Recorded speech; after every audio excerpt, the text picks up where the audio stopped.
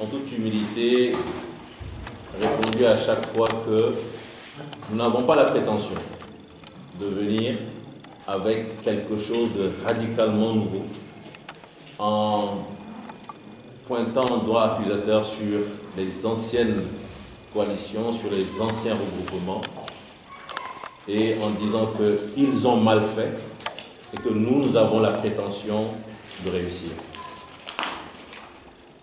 Nous sommes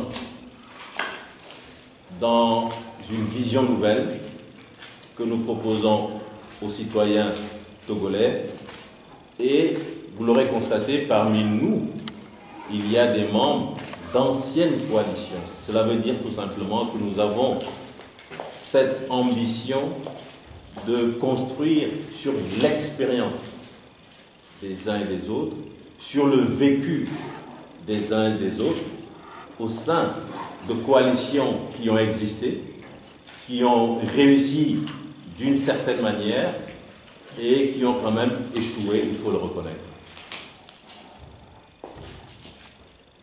Bâtir en utilisant, en se basant sur l'expérience des uns et des autres, c'est ce que nous allons faire, mais nous n'allons pas reproduire exactement ce que les uns et les autres ont eu à faire par le passé. Et c'est là où nous disons que l'action que nous nous proposons va se centrer sur le citoyen togolais. D'abord, par la constitution du GMC, nous mettons, vous l'avez compris, en avant la citoyenneté. Il ne s'agit pas de dire « je suis un homme politique », il ne s'agit pas de dire « je suis un acteur de la société civile », mais l'élément essentiel, l'élément primordial, c'est de se dire « citoyen togolais », désireux du changement véritable pour la nation togolaise, et à partir de là, on est membre du GMC, et le GMC a pour ambition de retourner vers chaque citoyen, qu'il soit au Togo, qu'il soit dans la diaspora, qu'il soit dans les hameaux les plus reculés, afin de partager cette vision que nous avons du pays. Partager cette vision signifie d'abord que nous apportons l'information, la bonne information sur l'état de la nation en termes économiques, au niveau des services sociaux de base, au niveau de la politique, au niveau de la justice, partager l'information avec chaque citoyen. Et une fois que le citoyen a la bonne information, nous pensons que ce citoyen sera à même de devenir un véritable acteur pour le changement. J'espère donc que dans cette litanie, vous avez pu comprendre un peu cette nouvelle philosophie que nous essayons d'apporter. Nous ne mettons pas une croix rouge définitive sur ce qui a été fait par les prédécesseurs. Nous reconnaissons la valeur des hommes et des femmes qui nous ont précédés. Nous reconnaissons leur valeur en termes de stratégie. Ils ont une expérience à faire valoir. Nous allons nous appuyer sur cette expérience. Mais l'élément nouveau, c'est que nous mettons vraiment au centre des citoyens togolais. Et nous voulons aller partout. Nous déplacer vers les groupements sociaux, nous déplacer vers les individus, nous déplacer vers les citoyens, les femmes, les hommes, les jeunes, parler du Togo. Voilà comment le Togo se présente.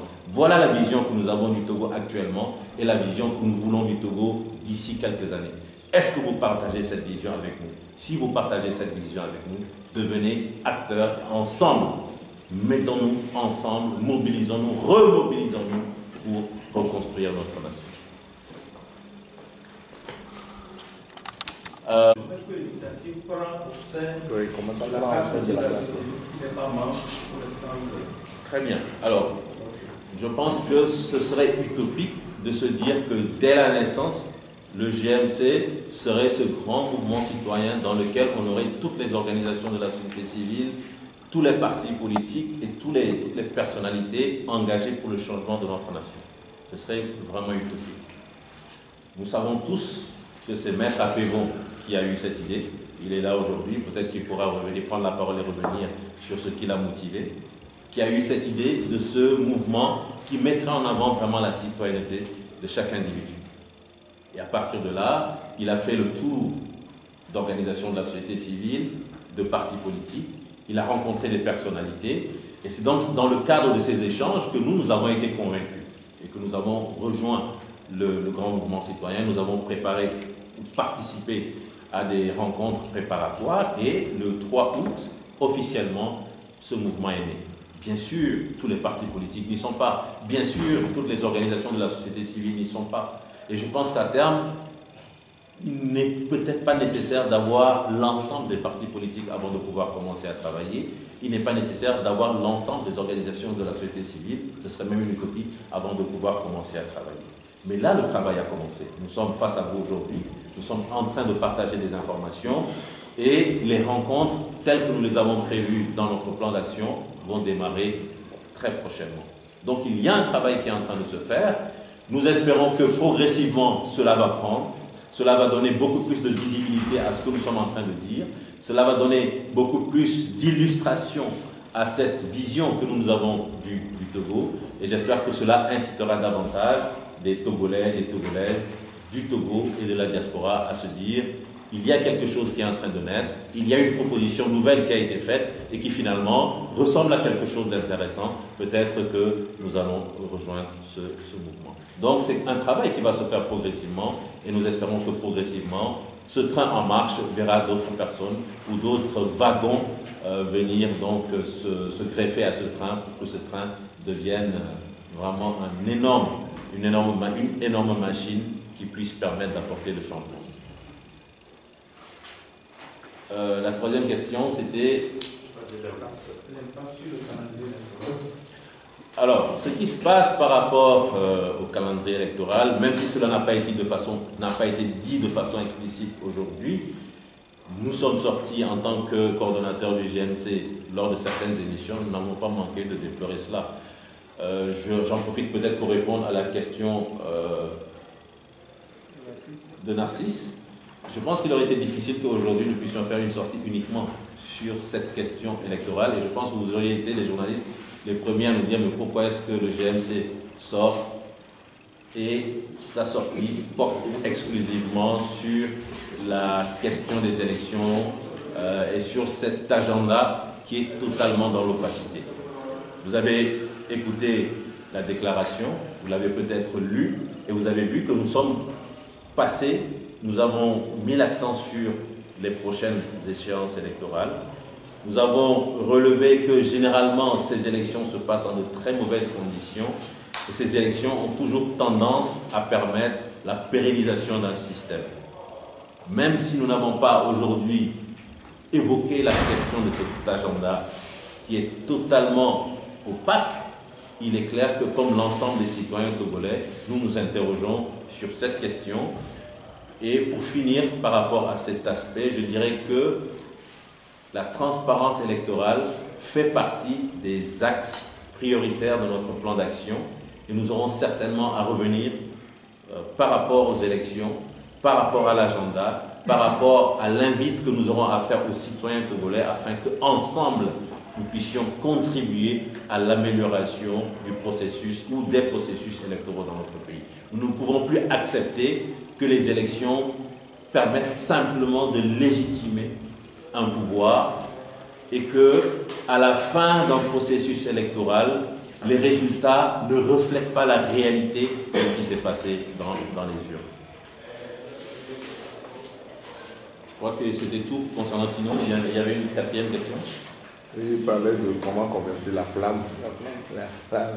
Alors, ce qui se passe, je pense qu'il y avait aussi une question peut-être de Justin qui revenait un peu sur ça. Alors, ce qui se passe dans la sous-région, aujourd'hui, je crois qu'elle nous interpelle tous en tant que citoyens de la région ouest-africaine, mais également en tant que citoyens africains. Nous sommes en train d'assister à une dévolution du pouvoir qui se fait par les armes.